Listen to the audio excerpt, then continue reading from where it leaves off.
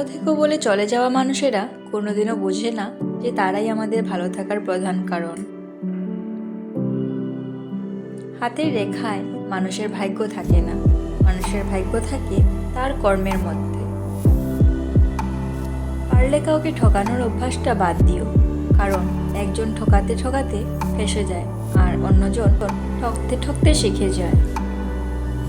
জীবন একটি পর্বত, আপনার লক্ষ্য আপনার পথটি সন্ধান করা, শীর্ষে পৌঁছানো নয়। আমার ইগো নেই, তবে আত্মসম্মানবোধটা একটু বেশি, তাই কারো অবহেলাপূর্ণ আচরণ সহ্য করি না। পৃথিবী একটি নিষ্ঠুর জায়গা এবং আমি তার অসহায় শিকার। কখনো কোনো কাজে হাল ছেড়ে দিও না। মনে রেখো, কাজটা যদিও সহজ হতো তাহলে এটা সবাই করতে পারত। জীবনের প্রতি ক্ষেত্রে কি পেলাম সেটাই বড় প্রশ্ন নয়, বরং কি করেছি সেটাই বড় প্রশ্ন।